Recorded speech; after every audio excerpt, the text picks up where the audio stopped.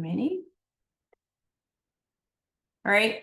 So one other thing I want to say before we move forward is purchase ready as an entity is nothing different than what you can do as a realtor, right? You all have relationships with service providers as well as you learn the business.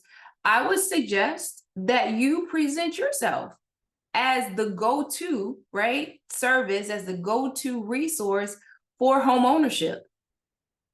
I want to make sure, and that's a branding conversation, right? But when you hold yourself out as the person that they come to for all of their questions concerning home ownership, because you absolutely can be that person. You don't have to necessarily be the one to specifically answer the question, but you're the resource. You can go get the answer, deliver the answer, and now you're the person that's always the one that individuals come to when they're concerned, they have questions about home ownership, right? So I just want to put that out there. And of course, we'll talk about that more as we get into that topic. But I want you guys to not be, I guess I would say, overwhelmed by the thought of someone saying, can I be a one-stop shop? Can I be a full service? Yes, you absolutely can be full service, right? So make sure we hit that. Now into our discussion for the day. Right? So what is this discussion about? This is about executing the agreed upon terms of a purchase and sale agreement. And so you have the contract executed. So now we want to make sure that we hit every point, every milestone in this agreement and make sure that it's executed properly, right? So one thing I want you guys to, by the time we wrap up our discussion today, Minnie, if you could drop in the chat the handout for today. So you guys can go ahead and grab the handout for today.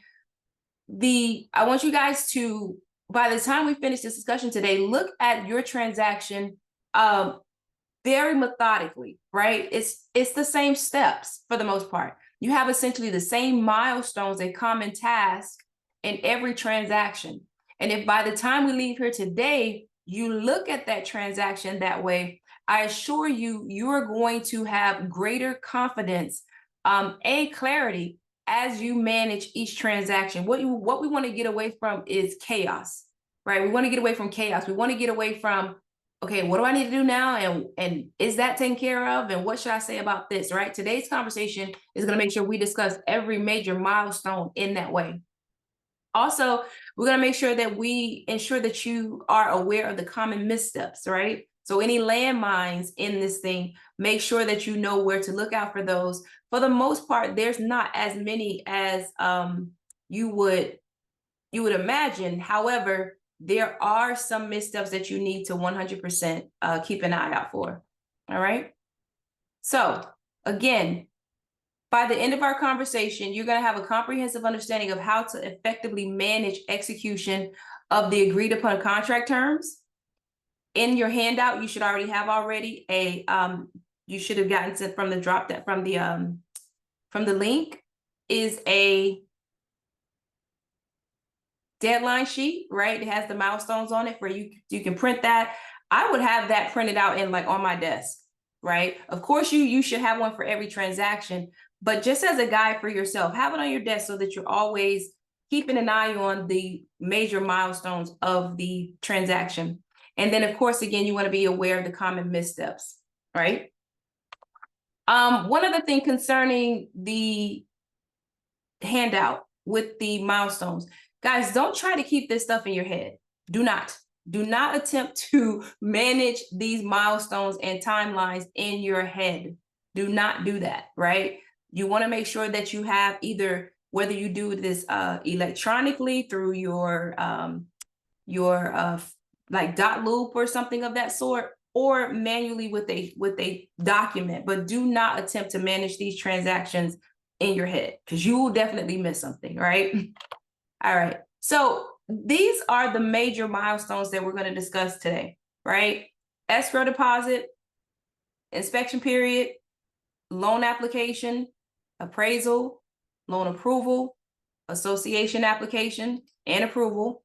Once we get to title search, lien search, estoppel survey, settlement statement review, final walkthrough, and closing day. Looking at it this way, you're probably like, oh, it's not as not as daunting as I thought it was for the newer realtors, right? And for the more experienced realtors, you're probably also looking at this list saying, oh, I can manage that, right? I don't know why I felt so all over the place and scattered, right? The same milestones every time, right?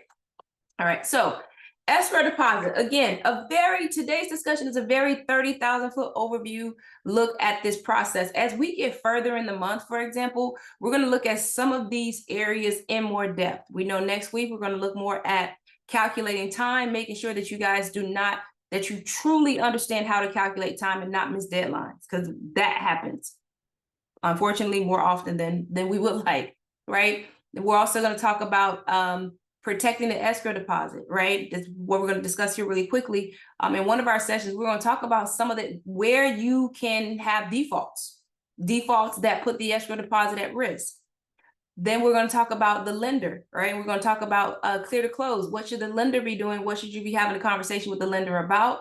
And then obviously title and closing. So today's discussion is a 30,000-foot overview. As we get further into the month, we're going to delve deeper into some of these sections. Now, with regards to the escrow deposit, here's what you should know. Know that the escrow agent can be different from the closing agent. The escrow agent can be different from the closing agent. So I'm going to go here, take you guys back here. I'm going to show you this really quickly. So you see where it says escrow agent at line 33.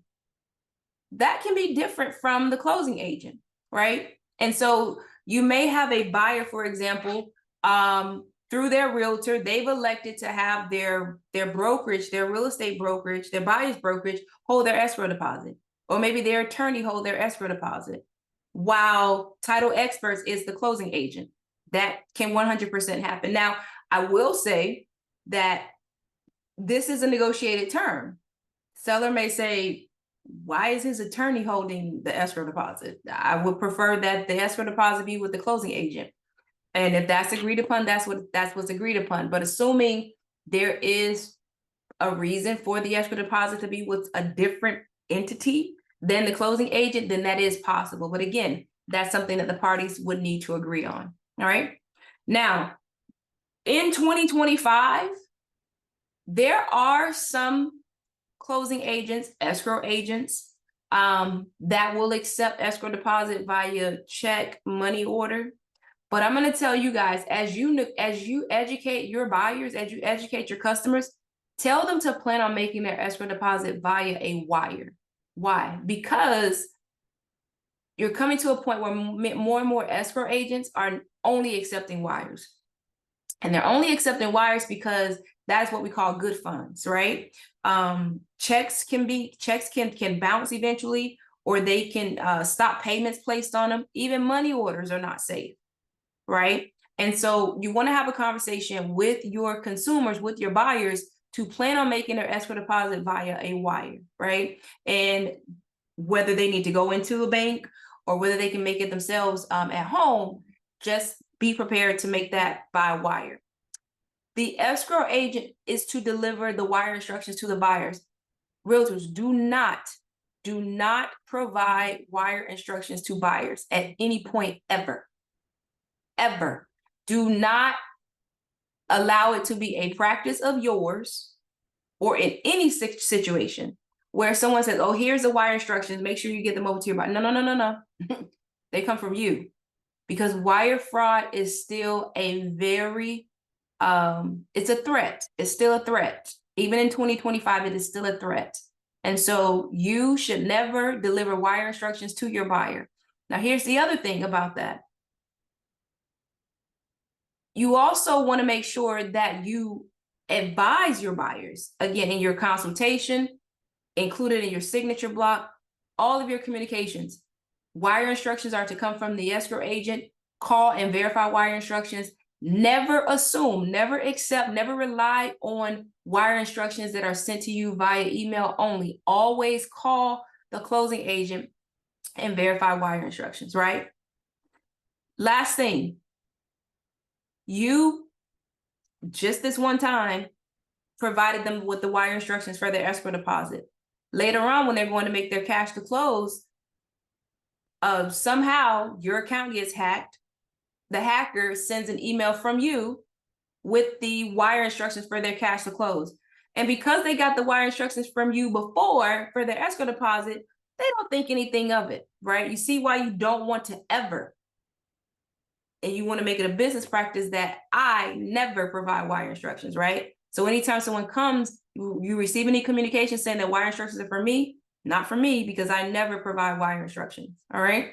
All right, so we've gotten past the escrow deposit. Now the next thing, as you guys know, outside of what you're doing in the field, getting property inspections and such, is the loan approval. That's the property, you have an inspection period.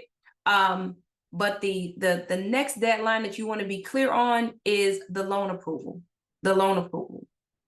Now, why did that jump in there? Hold on one second. Why is it out of order?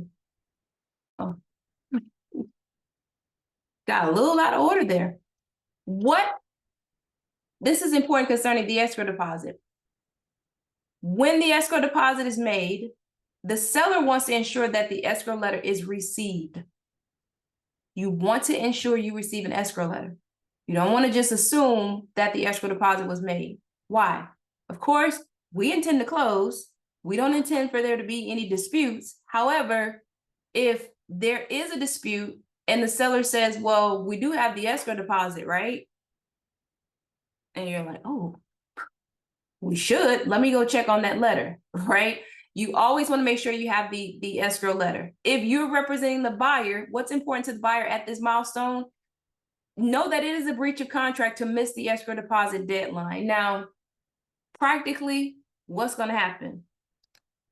There's no money at risk, so technically they just breach, right? So they will be out of contract, but they don't have any money at risk because they have not made the escrow deposit. So that's their risk. Again, as indicated previously, you want to ensure that the wire instructions are sent directly to the buyer by the escrow agent. Okay.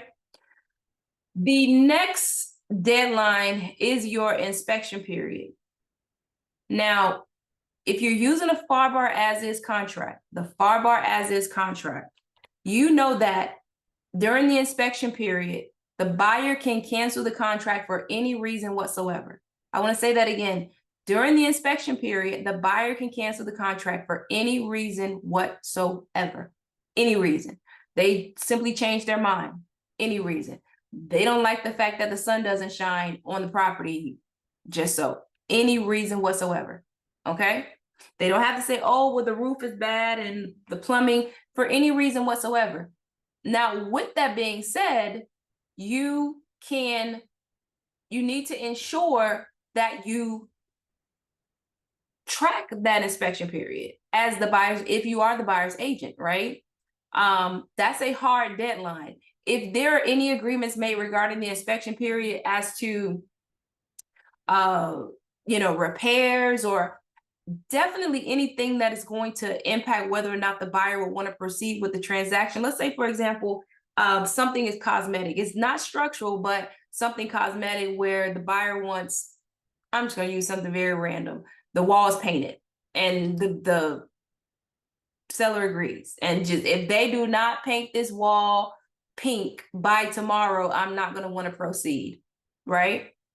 If that is the case, number one, you want to get that in writing. And number two, you may want to consider extending the inspection period, right? Or you can do one or two things. You can either extend the inspection period or you can execute an addendum to the contract that the seller will paint the wall pink by Friday. Otherwise, the buyer has the right to cancel the contract. Very random example, but it's something you'll remember. If I use something logical, you'll forget it. The concept is, if there's any agreement regarding that property that has come about by virtue of the inspection, that is a contingency, meaning the buyer does not want to proceed if this is not addressed, then that needs to be in writing and signed by the buyer and seller before expiration of the inspection period. I'm going to say that again, in writing and signed by the buyer and seller, not text messages, not emails. but an addendum in writing signed by the buyer and seller and before the expiration of the inspection period, not the day after, not an hour, 2, 3, 4, 5 hours after, before the expiration of the inspection period. Okay. Question in the chat: can the seller just move on with another offer if the EMD isn't deposited? Is a release and cancellation still necessary? That's a very good question. Technically, you just proceed. They're not. What are we canceling? What are we releasing and canceling? Right? There's no earnest money deposit being made, and there's a breach of the contract. Right? So I've seen release and cancellations, but we don't have a contract at this point, right? Pro agent tip: when you have, with regards to inspectors, I would suggest that you give your buyer options. Just because, I mean, there's been situations where something was missed technically, and you don't want it to be said that it was the person that you made me choose and they missed this whole hole in the wall, right? So let your buyers choose their inspector. Now, financing the purchase, paragraph 8. We know that we have cash buyers or finance buyers. As it relates to cash, paragraph 8A, that provides that the buyer will pay cash for the property and the sale is not contingent upon any financing, meaning buyer is saying, I don't need I don't need a loan. I have cash. I don't need some other financing in order to proceed with this transaction. Now, notwithstanding this, even if the buyer makes a cash offer, they check box A on their contract, they're not precluded. They're not prevented from seeking financing. They can do that. They can turn around and say, well, you know what? I actually want to hold on to my cash and finance this transaction. If the buyer does seek financing, their obligations on the contract will not be avoided if financing is not approved. That's the difference. So if they make an offer, contract is executed as a cash offer, they can't go back and say, oh, I didn't get the financing, so I need to cancel the contract. No. They can only do that if the transaction was financed from the beginning, right? They made an offer, they chose 8B. We knew there was going to be financing, and so the financing contingency is in place, okay? Now, within paragraph 8B, there's a deadline for the loan application to be submitted. Now, you guys, I'm assuming, I'm gonna assume in a very hard way, I'm gonna make a very hard assumption that you're not working with any buyers, you're not accepting any offers, as if you're representing a seller, you're not accepting any offers from any buyers who have not been pre-approved already. In order to be pre-approved, you must have made an application, right? And so you need to know that this deadline is there, but in most cases, I'm going to make a hard assumption in all cases, a finance buyer has already made an application for a loan, right? So we should not have that issue.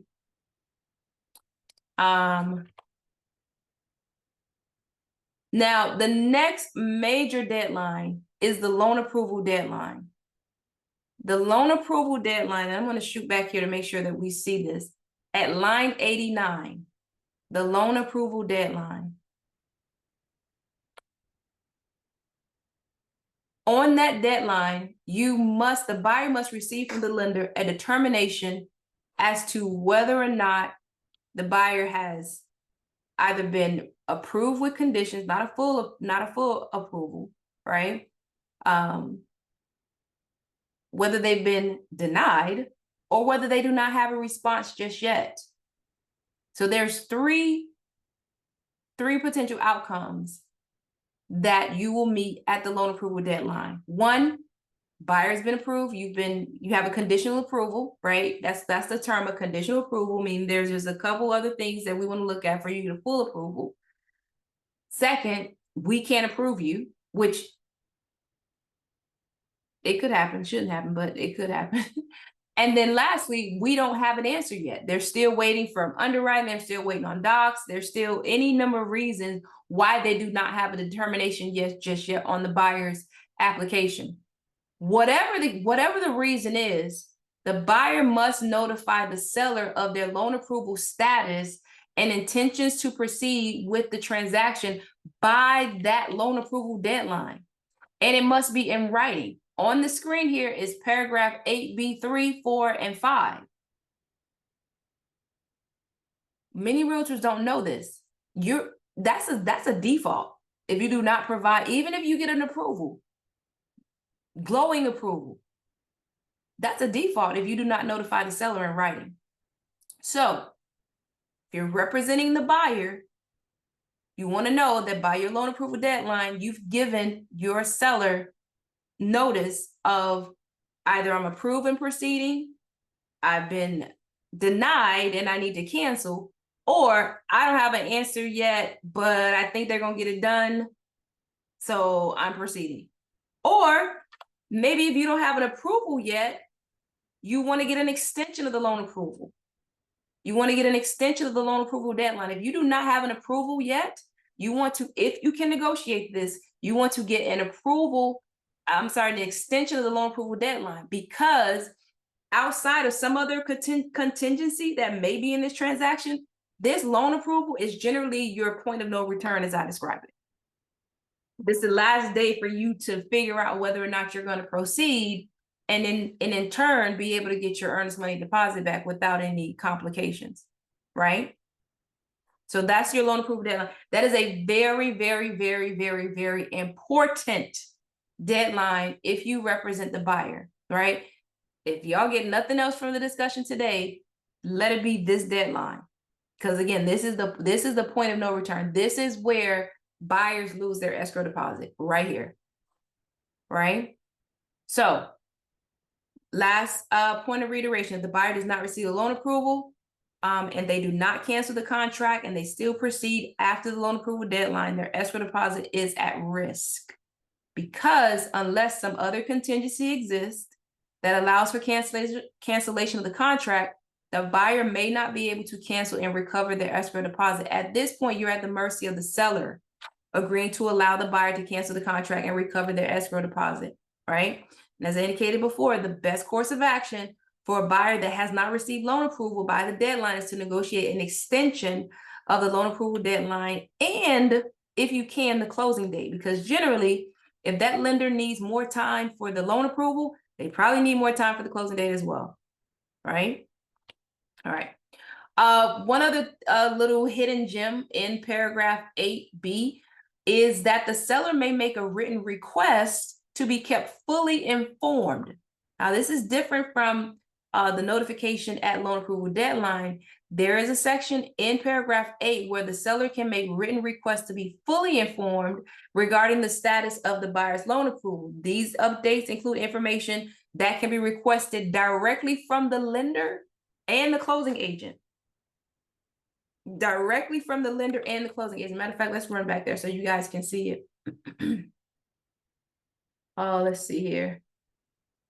Line 106, 8B2. Buyer shall, upon written request, keep seller and broker fully informed about the status of buyer's mortgage loan application, loan processing, appraisal, and loan approval, including any property-related conditions of loan approval. Buyer authorizes buyer's mortgage broker, lender, and closing agent to disclose such status, and it's going to say to the seller, and progress, and release preliminary and finally executed closing disclosures and settlement statements as appropriate and allowed to seller and broker. So that's different, right? That's literally seller directly goes to the mortgage broker. Hey, what's going on with that application, right? If they make that request in writing. And so if you represent a seller, that's a little nugget for you that you can make. I would include it in my offer. I would include it in the contract. All right. Now, last bit concerning loan approval.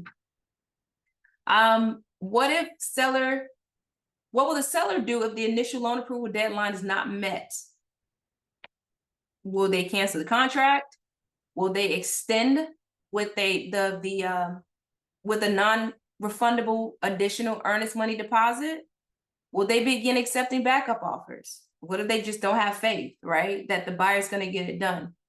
Now, at this juncture on the buyer side, the buyer needs to be vigilant about meeting this deadline, and if an extension is needed, request in advance and then document the terms of the extension and a fully executed addendum.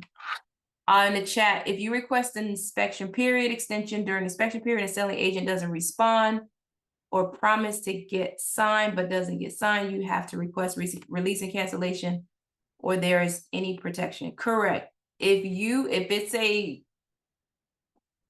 really important issue that you uncover during the inspection period and you're trying to get some communication from the listing agent, if you don't get a response, then you need to send a release and cancellation. Now, you should also follow up, obviously, to get that signed, but in the event that there's a dispute concerning whether or not the contract was timely canceled, you obviously will be in very good standing by showing that you made an effort, you reached out, you sent the release and cancellation to the seller to cancel the contract during the inspection period.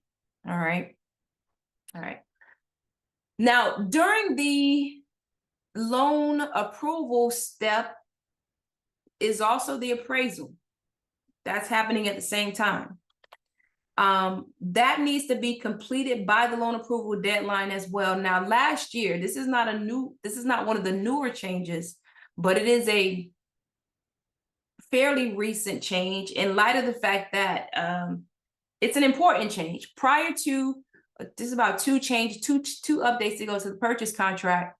The appraisal did not have to be completed by any particular date per se, right? But what ended up happening is we would get past the loan approval deadline, and then the buyer would say, oh, the property didn't appraise, we need to cancel, right? And so they were using that as an out. So the contract was revised, that loophole closed, so that the appraisal, if it is going to be a basis to cancel the contract, it must be completed and that must be communicated by the loan approval deadline. All right, by the loan approval deadline. You can no longer go past the loan approval deadline and then say, oh, property didn't appraise. Okay, so then now appraisal comes back. If the property doesn't appraise at this juncture too, we have a decision to make. What will we do if the property does not appraise? Will we cancel the contract? The seller says, no, my property's worth $1 million. I don't care if they appraise it at 500, right? Will we reduce the price? Will they say, oh, you got me? Thought I could get $1 million. COVID, right? Sure, I'll reduce it to 500. Will the buyer pay the difference? Will the buyer say, oh, my lender is trash? I don't know what appraiser they use. This property is definitely worth $1 million. I'll go ahead and pay the difference. I'll pay the $500,000 on top of the $500,000 loan amount, right?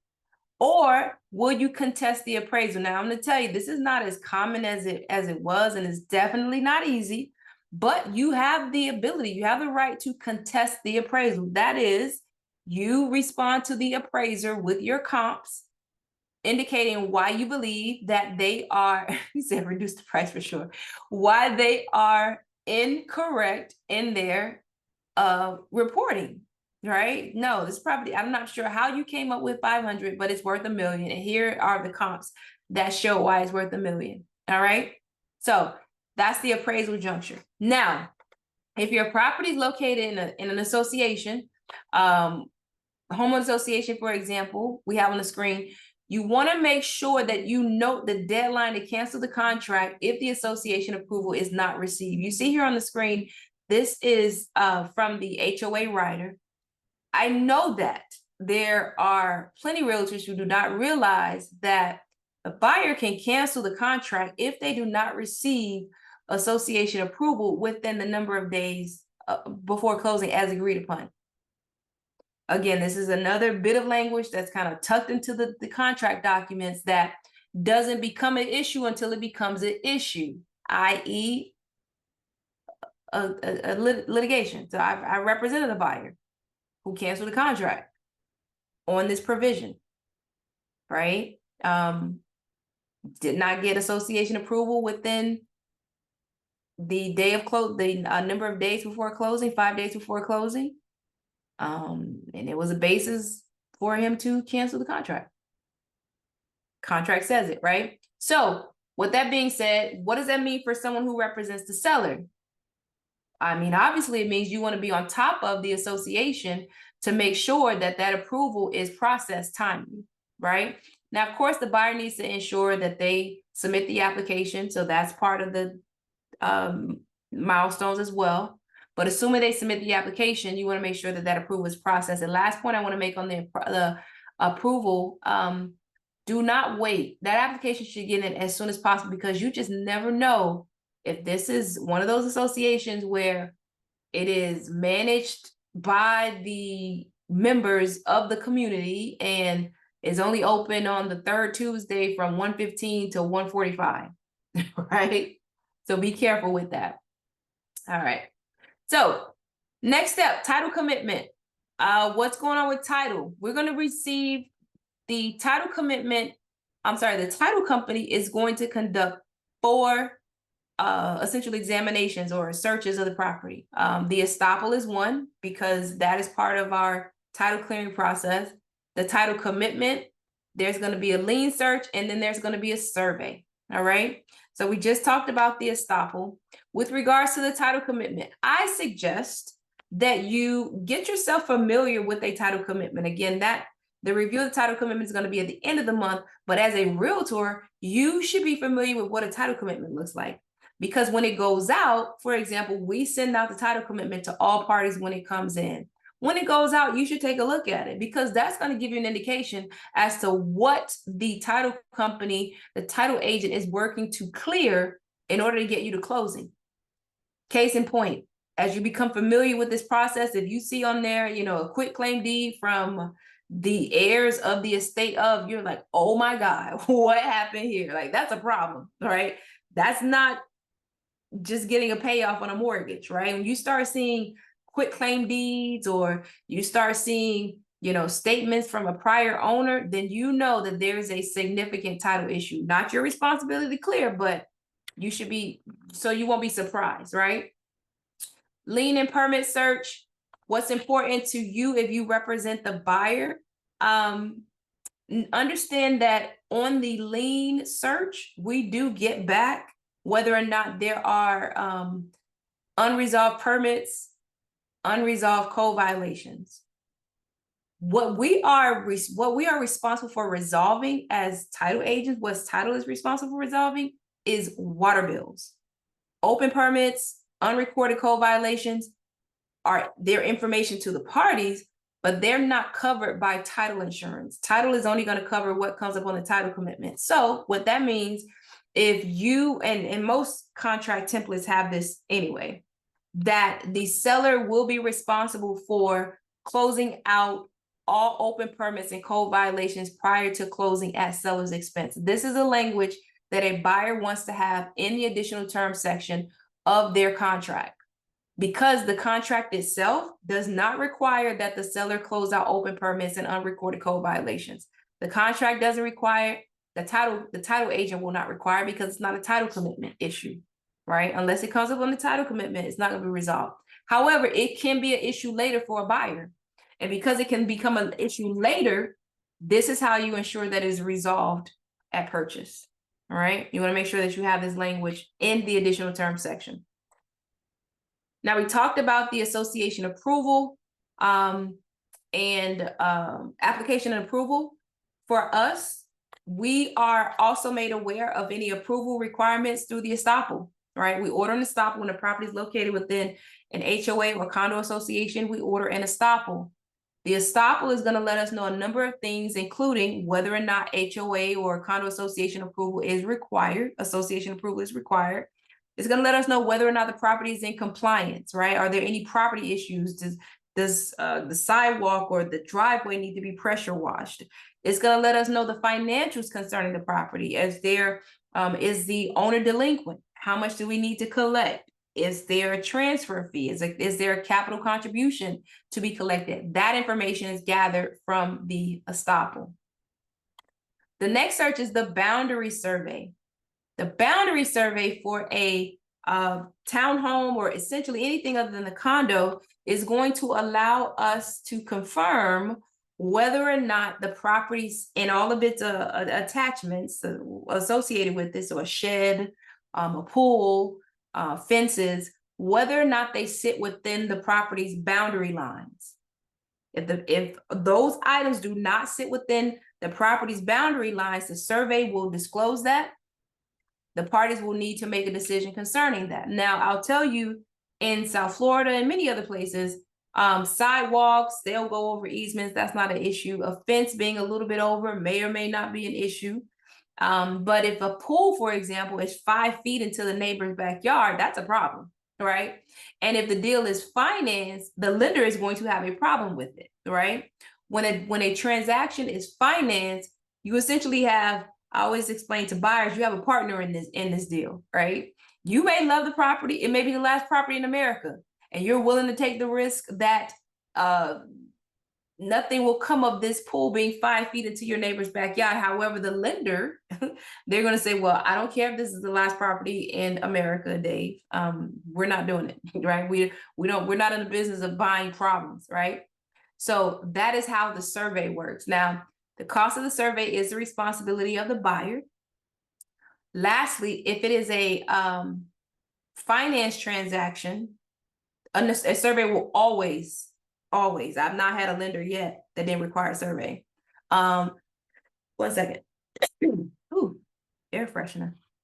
I have not had a lender yet that did not require a survey. However, if it's a cash transaction, the buyer can decide they don't want a survey. It's their investment alone. However, they will not receive at closing survey coverage on their title insurance policy. Remember, the closing agents, the title agent's responsibility at closing, when you remember the term title and escrow, they are protecting the money and they're making sure that the buyer gets clear title to the property and giving them insurance to say, if anything comes back concerning this property, call us, we'll take care of it. Well, when a buyer does not obtain a survey at closing, their policy is not going to include survey coverage, because the title agent is going to say, we didn't get a survey, so there's no way for us to confirm that this property sits within its boundary lines. All right. Because of the costs associated with surveys, and we have seen deals cancel, especially the deal can cancel just on the inspection. So you want to make sure that the survey is not ordered right away. Depending upon, I know our office, we do not order the survey right away, because again, that's not a cost that you want your buyer to incur unnecessarily. If you're working with another closing agent, just send them a note, and you represent the buyer, send them a note, hey, hold off on ordering the survey until we get past the inspection period. All right. So we've gone through title. Title is clear. You're working on your final walkthrough. You want to confirm that the property has been maintained and that all of the personal property remains in the property. So if you represent the seller, obviously you're going to make sure that they understand that the personal property, those things that should remain, that are supposed to remain in the property, that they remain in the property. The buyer is entitled to this walkthrough on the day before or day of closing. I suggest day of closing, as close to closing as possible. You know, that allows you to do everything else that you need to do. Don't run late, but literally, I've said before, I think the walls have ears. And as soon as they know that you're about to close, everything goes wrong. Pipes break, AC goes out, appliances, just anything happens. I've had a property before where they went back and there was a squatter all of a sudden. So you don't want to go like, oh, you know, we can just go a week before. No, you can't. You're going to go the day of, right? You're going to go the day of closing. Now, with regards to the walkthrough, except for ordinary wear and tear, the seller is required to maintain the property in the same condition existing as the effective date of the contract. Now, what does that mean in layman's terms? You can't just let the property go to waste now that it's under contract, right? You can't let the pool go black, green, and the grass turn brown, right? They have to maintain the property. Now, with that being said, in the event that the property is not maintained, you go through a walkthrough and all of a sudden there's a hole in the wall. There is a provision in the contract that allows for 125% of the estimated cost to restore the property. That can be withheld at closing. That's assuming the buyer closes. The buyer may say, no, we need to extend closing so that this hole, I don't know what y'all did in this house, so this hole is repaired. So we have options, right? You can do a credit, you can do a holdback, you can extend for repair, right? But just know that you do not have to take the property as is if it or in a lesser condition that it was in when the buyer went under contract. Okay. Now, lastly, reviewing the settlement statement. In paragraph 6, if you represent, if you're selling or your buyer is purchasing a property that was used, that has tenants in it, paragraph 6B should have been checked in the contract. And at closing, there should be some prorations. Prorations for security deposit, prorations for rent, right? So that is something that you want to make sure that you're looking for on the settlement statement when you, as you prepare for closing. What else are you wanting to look for? You want to make sure that the closing costs, those that are laid out in paragraph 9A and B, that they are allocated properly on the settlement statement. Now, your purchase contract has 9A, which indicates the cost to be paid by the seller, and then 9B, which are the costs to be paid by the buyer. Now, in our last session this month, we're going to go further into detail regarding what each of these line items are. If you have any questions about them, how to describe them. But for the purposes of today's discussion, knowing, 30,000 foot overview, knowing what you should be looking for when you get to closing, depending upon which paragraph you select, and paragraph 9C, then you should know where these costs should be allocated on the settlement statement. All right. I'm going to pop back really quickly and say this. 9A and 9B lays out the cost to be paid by the seller and by the buyer. Those items that have a notation, if 9C1 is checked, if 9C2 or 9C3, so on and so forth, then that's telling you that that particular cost is going to be allocated to the buyer or the seller based upon which option you select under paragraph 9C, right? Now, with that being said, if you're new, you're trying to say, well, which paragraph do I select? So paragraph 9C, just like all of the contract, is a negotiated term. There's no hard and fast rule. This is what you select in this particular county. It's a negotiated term. However, there is a customary selection for each county. This graph lays out what's customary for each county. Those counties that are in gold are counties where customarily the buyer is going to select the closing agent and pay for the title search, lien search, and title policy. Counties in white, and I have this on the table, so you don't have to worry about trying to memorize this or write this down.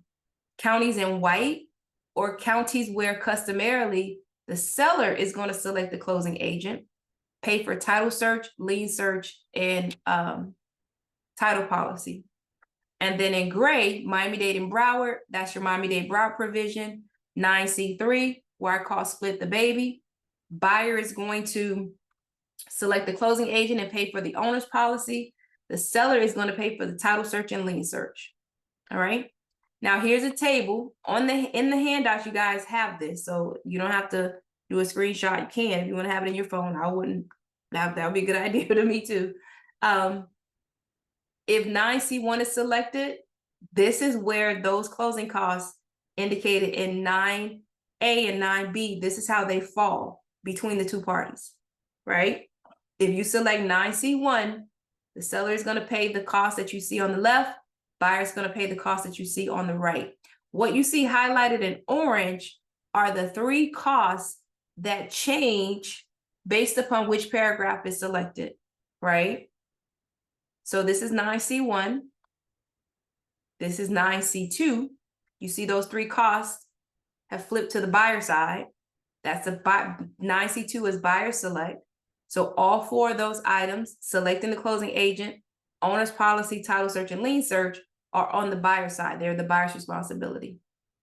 And this is 9C3, again, what we call split the baby. Buyer's going to select the closing agent, title search and lien search is on the seller side, title policy is on the buyer side. All right. This is all in your handout. Now, lastly, generally didn't have to worry about this too much before, commission.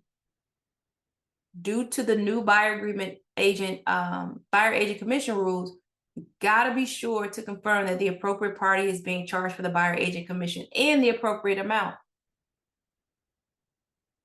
What does that mean? Remember now, unless the seller has agreed to pay compensation or provide a credit, that's an even different dynamic, right? Before then, we just assume whatever percent to the buyer's agent, to the seller, paid by the seller. We just assume that commissions were paid by the seller. Well, that's not the case anymore, right? We have different scenarios. We just learned about this last month. We have scenarios where the buyer may be paying the commission all themselves. So you got to make sure that the amount and the allocation is correct. It's on the buyer side. You have situations where the seller's agent is paying a commission, okay? So we want to make sure that the amount and the allocation is on the seller side. The appropriate amount and the allocation is on the seller side. You have situations where the seller may be contributing just 1%. They're paying 1% commission, but your agreement says 3%, so the buyer's paying the other 2%. So now, under that scenario, you need to have 2% on the buyer side, 1% on the seller side. Oh, what about the other scenario where the seller said, I'm not paying any commission, however, I will provide a 3% concession. So what are we doing? We're showing 3% buyer's agent commission payable to you, but paid by the buyer. But you should also see a credit from the seller charged to the seller.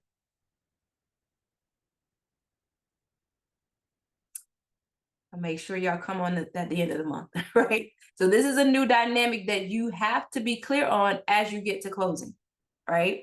The settlement statement, gotta get it, you gotta approve it, you gotta make sure it's right, because once it's closed and funded, that's what it is, right? So closing day, we've made our way to closing day. Last bits of things. You want to make sure you communicate with a lender to confirm a clear to close is received and closing preparation, that they're prepared to work with the closing agent, the title agent, at least 2 business days prior to closing. You want a clear to close at least 2 business days prior to closing. Remember, the loan approval was a conditional approval. Loan approval deadline was a conditional approval. It said that's basically saying we've done all the heavy lifting. We have everything that we need. We'll get an actual clear to close because we're going to do a final confirmation of employment, final confirmation of assets, final confirmation of credit, and then we'll be ready to close, right? That's what you should be looking at after your loan approval deadline. You should not be still looking for tax returns after your loan approval deadline. That file is very highly at risk, right? So with that being said, you want to make sure you have a clear to close at least two business days before closing, because that clear to close, that just triggers a number of other steps and tasks that need to be completed between the lender, the closing agent, and then the borrower. The borrower needs to receive their cash to close. They need to make their cash to close wire. You need to schedule a walkthrough. Like, all these things need to happen such after a clear to close is issued, that should not come the day of closing. I know that, people think that it's funny and like, oh, we got it, we slid in there. No. That's when things happen. That's not a professional experience, and that's not what you want for your business, right? All right. With regards to your customers, particularly the buyers, the sellers are likely have already pre-signed, unless there's some reason why they could not come in earlier and sign their closing documents. But particularly the buyers, you want to suggest they not schedule any vacations before or immediately after their scheduled closing date. Like, whatever date is on the contract, they need to keep their location loose, right? I've literally had a guy at the closing table who had a flight scheduled for later in the day, and he was hurried, right? So you don't want that. Now, with that being said, even if they don't have any vacations planned, the day of closing is not a lunch break appointment. It is not a lunch break appointment. And so if your buyers are not able to take the entire day off, have them at least plan to take a half a day off, right? Half a day off. Because some lenders, Many of you probably are aware they have what's called a funding approval requirement. So even after the documents have been signed, the documents have to be scanned, emailed to the lender for the lender to review the documents to confirm that they've been signed properly, and then give us authorization to fund. All right. So it's a lot that happens. And again, that is not a lunch break appointment. So they need to advise your buyers to plan accordingly from the beginning. Advise your buyers to plan to make their cash to close wire well before the scheduled closing time. Again, with us, we're going to make sure that our closing team is going to make sure that we push to get it clear to close and a balanced closing disclosure, a balanced CD with that lender 2 business days before, so that we can get that number over to the buyer so that they can make their cash to close wire. Now, a bit of information for you guys, make a note of this when you're communicating with your buyers and preparing them.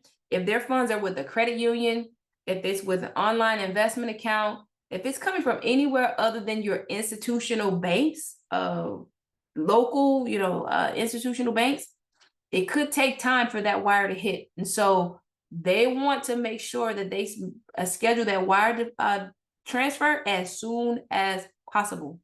As soon as possible, literally the day before. Credit unions, I literally had a transaction. It felt like it took 3 days for whatever reason for that wire to make it to our account. All right. Now, as far as you getting paid, send a disbursement authorization and wire instructions so that you can be paid at the closing table. Everyone else is paid. Why not you? Right. So send your disbursement authorization, send your wire instructions so that you can be paid at closing. We love to pay at closing. Send us wire instructions. We do not want to mail checks. Right. Lastly, working with a transaction coordinator. Now that you understand for sure from a 30,000 foot up, you understand the process. You understand what needs to happen, but you don't need to be the driver. You don't need to be the one to follow up. You do not need to be the one to provide status updates to everyone. If you're not already working with a transaction coordinator, you need to find a transaction coordinator. If you need a recommendation for a transaction coordinator, let us know. I will refer you one. Guys, do not manage these transactions by yourself. If nothing else, I'll tell you this, even if you are hitting your deadlines and technically you've not missed anything, guess what you do miss oftentimes without this support? Customer service and customer experience. Because the transaction coordinator will be, you hire the right one, providing updates to the parties throughout the transaction. And that is always what the biggest complaint for everyone involved in transactions, that they don't have enough communication. They don't know what's going on. They didn't know about this. They had questions, no one answered, right? And so when you use a transaction coordinator, it keeps you on track. It allows you to focus on your income producing activities. Once you go under contract, everything else, TC, please. You need to focus on what is your highest and best use, and your highest and best use is going to get either another listing or another property under contract. All right. All right. Questions. We got through that with a minute to spare. I was a little concerned. It's a lot of content. We got through it. Any questions whatsoever? Any questions whatsoever? I think we did good. We didn't get a lot of questions in the chat, so that's great. Now, with that being said, you guys have the handout. This recording will be posted in school. If you're not already in the community, make sure that you join our school community. School is a new app if you're unfamiliar. In there, you will have access to this recording. You have access to this handout. You'll have access as the community grows to others of you who are in there, as well as there's a post there. If you have questions later on about this content, feel free to post your questions there. We'll get a notification. I'll answer them personally. All right. So make sure you go there. Then, of course, make sure you follow us on social. That's how you'll get updates from us regarding different classes and opportunities. And then lastly, if you have not already registered for the next 3 classes, make sure you sign up so that you get the notifications. All right. And of course, share this out. Share this with your friends. Again, if you have any colleagues that you think will benefit from this information, share it out. The more, the merrier. All right. All right, guys, we made it.